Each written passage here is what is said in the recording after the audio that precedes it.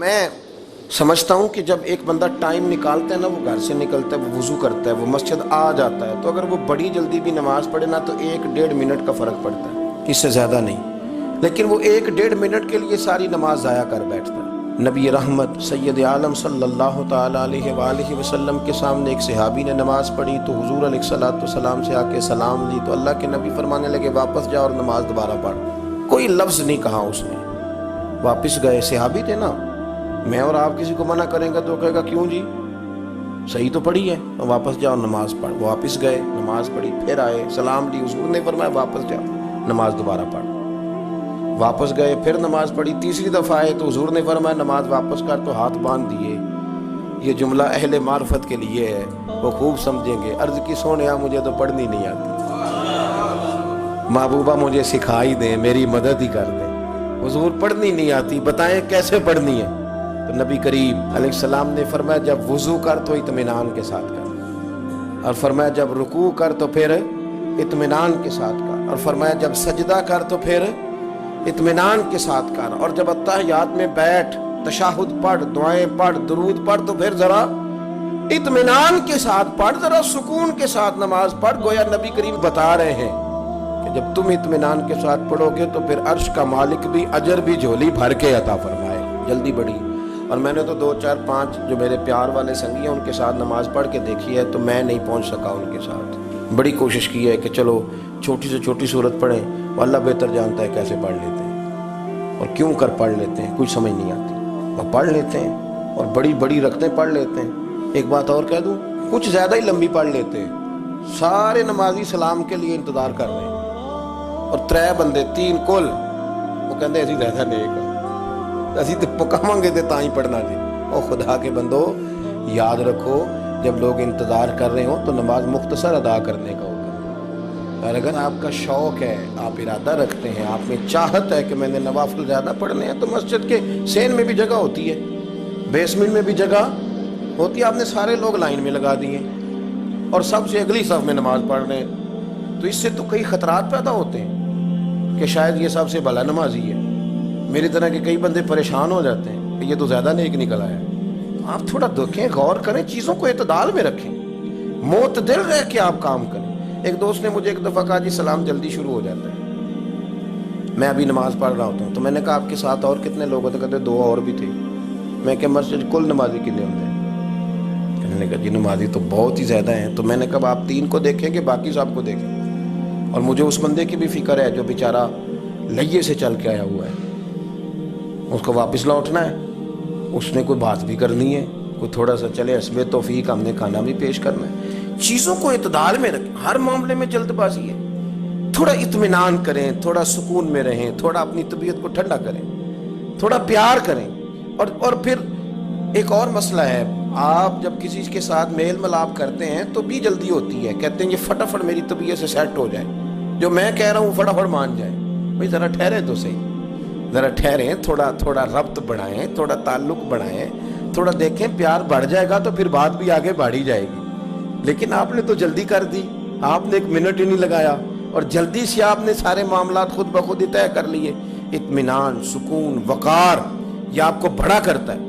پھر اسی طرح کچھ لوگوں کو تبلیغ کرنے کی بڑی جلدی ہے۔ میں نے دیکھے ہیں بہت سارے لوگ ہیں جو ایک آدھ مسجد میں، زیادہ تو میں کہیں نہیں جا پاتا رمضان میں، لیکن ایک آدھ مسجد میں تراویح پڑھنے کا موقع ملا ہے تو جو قاری صاحب تراویح پڑھا رہے ہوتے ہیں ان کو پڑھنے کوئی نہیں دیتا، اللہ جانتا ہے۔ اگر پیچھے 2 حافظ کھڑے ہو جائیں نا، وہ حافظ آتے ان دنوں میں، حافظ نیک لوگ ہوتے ہیں، بس سمجھانے کے لیے کہہ رہا ہوں، سمجھانے کے لیے عرض کر، حافظ ان دنوں میں آتے ہیں، وہ ان رکعتوں میں آتے ہیں جو سپارے انہیں صحیح یاد ہوتے ہیں، اور وہ آتے تراویح پڑھنے نہیں، یہ بتانے آتے ہیں کہ میں بھی حافظ ہوں۔ اللہ ماشاءاللہ، سب کی بات نہیں کرتا، جو ایسا کر رہے ہیں ان کی کرتا ہوں۔ اب وہ قاری صاحب کو چلنے نہیں دیتے۔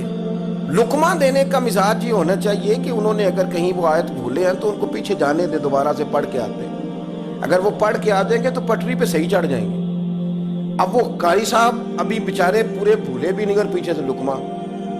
میں آپ کو بڑے درد کے ساتھ کہتا ہوں، بہت سارے حافظ بچے تراویحاں پڑھانی چھوڑ گئے، پھر انہیں منزلیں بھول گئے، اور وہ بہت سارا جرم ان لوگوں کا ہے جن لوگوں نے انہیں انہیں مایوس کیا، انہیں پریشان کیا، ڈسہارٹ کیا، دل توڑے۔ تمہیں تو آتا ہی نہیں، آج 19 غلطیاں ہوئی ہیں، گن گن کے بتائیں آج 21 غلطیاں۔ بات کیا بچہ، اس نے کہا میں نہیں پورا آ سکتا، کیسے پڑھاؤں گا ان کو، اتنی جلدی ہے لقمہ دینے کی، آپ ذرا رکیں، اس کو پیچھے جانے دیں۔ اور یہی حال امام کو لقمہ دینے کا ہے، ذرا ٹھہر جائے، غور کر لیں۔ یہی حال بعض لوگ تبلیغ کرتے ہیں تو ان کا بھی یہی اشر ہوتا ہے۔ میں آپ کو اپنی ذاتی بات بتاتا ہوں، میں خاصا میری طبیعت خراب رہنے لگی ہے، بہت سارے معاملات ہیں، ابھی 2 گولیاں کھائی ہیں میں نے وقفے سے یہاں تک پہنچنے کے لیے، طبیعت خراب رہتی ہے۔ اور پھر کبھی کبھی ایسا بھی ہوتا ہے، رات کو میں کوئی 3 بجے کے لگ بھگ آیا، میرا بچہ بھی کچھ ٹھیک نہیں تھا، کوئی وقت گزارا، نماز کا وقت ہوا، اس کو پڑھا۔ اب جو آدمی آ گیا نا چل کے، اس کو جلدی ہے، وہ کہتا ہے میں نے واپس جانا ہے، ان کو بلائیں۔ اچھا کبھی کبھی یوں بھی ہوتا ہے، مجھے بہت ساری نماز کرسی پہ پڑھنی پڑتی ہے، جو میرے قریبی دوست ہیں وہ سمجھتے ہیں کہ میری ٹانگ پوری کی پوری متاثر ہو گئی الرجی کے ساتھ، میں تکلیف میں ہوں۔ اب وہ ایک جگہ میں کھانا کھا رہا تھا، اب میں چونکہ بیمار ہوں، میرے زخمی ہیں دونوں پیر، تو میں نے ایک بچھائی نہیں، میں آلتی پالتی مار کے چوکڑی مار کے تو کھانا کھانے لگا، تو ایک بندہ دوڑ کے آیا، کہنا پیر صاحب اساں تہاڈے کو دین سیکھنا ہوندا ہے، سنت دے مطابق وہ۔ میں کیا خدا دے بندے، تو ذرا جلدی کیتی، تھوڑا ٹھہر کے تبلیغ کرتا نا تو میں تجھے بتا ہی دیتا۔ میں نے پاؤں سے موزے اتارے، جرابیں اتاری، تو 2 جگہ سے خون نکلنے لگا۔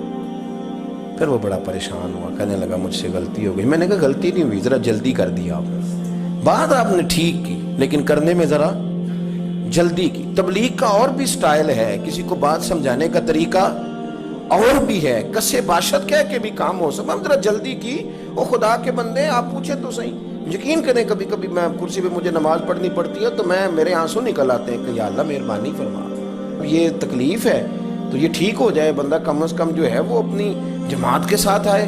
لیکن بہت سارے سنگی جلدی کرتے ہیں اور محسوس ہوتا ہے کہ جبر کر گئے، ان کو ایسا نہیں کرنا چاہیے تھا، تھوڑا غور کریں۔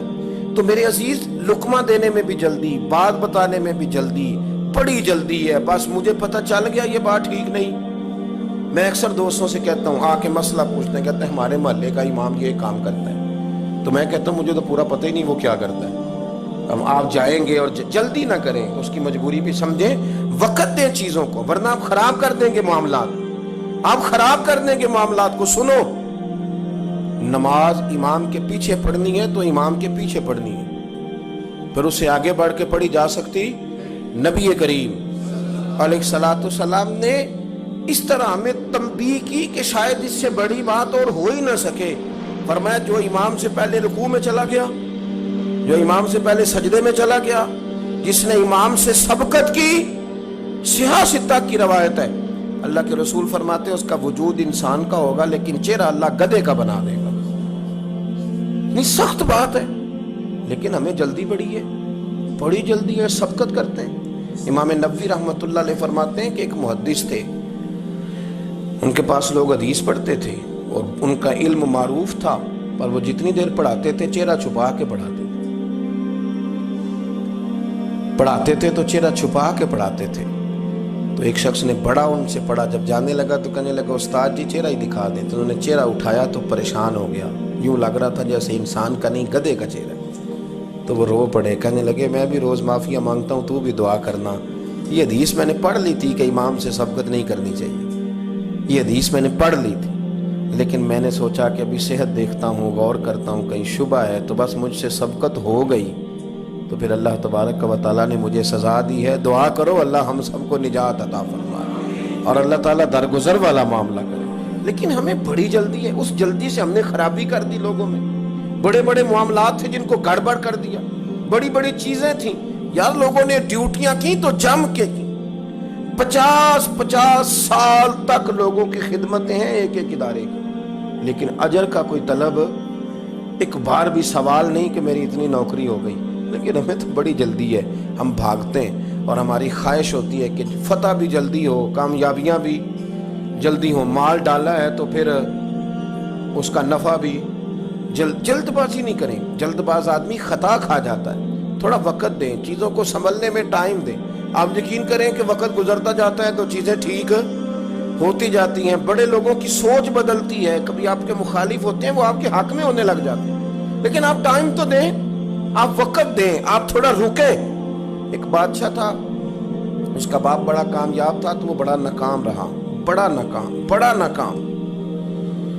تو بالآخر ایک دن کسی نے اس کو گرفتار کر لیا. بادشاہ ہونے کے باوجود دشمنوں کے قابو میں آ گیا. کس طرح؟ اس کے پاس بندوق تھی گولیوں سے بھری ہوئی. تو اسے اچانک ایک پرندہ نظر آیا تو اس نے ایک گولی نہیں ماری, اس نے ساری بندوق ہی خالی کر دی. اتنی گولیاں برسائیں. قریب وزیر تھا سمجھدار, اس نے روکا بھی. اس نے کہا بادشاہ سلامت, آپ غلط کر رہے ہو, چپ کر, تیری جیب سے خرچ کر رہا ہوں. گولیاں برسائیں. مختصر بات کرتا ہوں, تو وہ بندوق خالی ہو گئی. اب پرندہ بھی نہ مرا. واپس نکلے تو دشمنوں نے گھیر لیا, اسلحہ پاس کوئی نہیں تھا, گرفتار ہو گیا وزیر سمیت. تو وزیر نے کہا کہ وہ تم مجھے روک کیوں رہے تھے؟ تو اس نے کہا بادشاہ میری جرت تو نہیں, لیکن وہ جو آپ جس کو گولیاں مار رہے تھے وہ پرندہ نہیں تھا, پرندے کا سایہ تھا. آپ نے سائے پہ ہی ساری بندوق خالی کر دی, سوچا سمجھے نہیں. اتنی جلد بازی کی آپ نے کہ پرندہ بھی نہیں, سایہ تھا, آپ نے گولیاں مار دی. اور حال یہ ہے کہ اب ہم گرفتار ہو گئے. تھوڑا اگر وقت گزارتے, توقف کرتے, تھوڑا ٹھہرتے, بڑی ساری چیزیں ٹھیک ہو جاتی. میرے رسول کریم صلی اللہ علیہ وسلم کی آپ کبھی چیزیں کھول کے دیکھیں. وہ عثمان بن طلحہ نے فتح مکہ کے موقع پہ کہا تھا میں آپ کو چابی نہیں دوں گا, تو حضور نے فرمایا تو نہ دے, ایک وقت آئے گا میں تجھ سے لے لوں گا. 10 سال گزر گئے, اللہ کے نبی تھے نا, سویرے بھی سارا کچھ ٹھیک ہو سکتا تھا, پر 10 سال بیت گئے. 10 سال کے بعد جب مکہ فتح ہوا تو پھر رسول کریم نے فرمایا پھر چابیوں کے بارے میں کیا خیال ہے؟ تو وقت تو دینا, آپ کو تو جلدی بڑی ہے. ہمارے نوجوانوں کو بڑی جلدی ہے. بچہ لے کے آتے ہیں, لوگ کہتے ہیں پیر صاحب اس کو درس نظامی پڑھانا ہے. اچھا جی ٹھیک ہے پڑھائیں. سال کتنے لگیں گے؟ 8. کہتے پورے 8؟ ہاں جی پورے 8. پورے 8 سال. تو میں کہتا ہوں 8 سال میں بھی یہ عالم نہیں بنے گا. میں صحیح کہہ رہا ہوں. درس نظامی جب بچہ پڑھ لیتا ہے تو اسے علم پڑھنے کا طریقہ آتا ہے, پھر ساری زندگی مطالعہ کرنا ہے, پھر ساری زندگی ریسرچ کرنی ہے, پھر کتابیں پڑھنی ہے, پھر محقق بننا ہے. ورنہ آپ کی تعلیم مکمل ہوگی لیکن آپ کے لفظوں میں کچھ بھی نہیں ہوگا.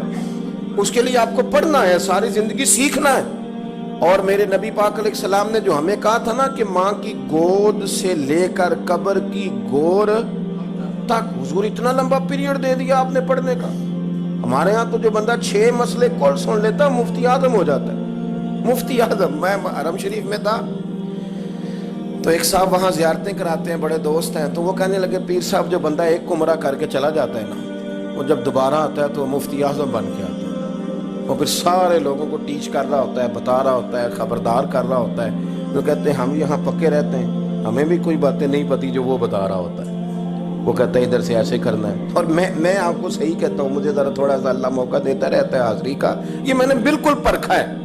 اور اگر وہ حج کر کے آ گیا تو پھر تو شیخ الحدیث ہے, پھر تو وہ کسی کو جینے ہی نہیں دے گا. اور اگر کوئی 2-4 کتابیں سیدھی, کیونکہ سیدھا پڑھا نہیں نہ جاتا قرآن و سنت کو, کئی مشکل لفظ بھی بیچ میں آتے ہیں, اگر 2-4 اردو کی کتابیں بھی وہ سیدھی پڑھ گیا تو پھر وہ کہتا ہے مولویوں کی پتہ ہو گئی, تو میں نے پتہ ہے سارا. سیدھی پڑھنے لگ گیا نا, ذرا صحیح لائن پوری پڑھ لیتا ہے, تو اب کہتا ہے مولویوں چھوڑیں آپ, یہ جلد بازی ہے, اس سے آپ کی طبیعت تکلیف زندگی میں ٹھہراؤ پیدا کرے. تھوڑا روکیں.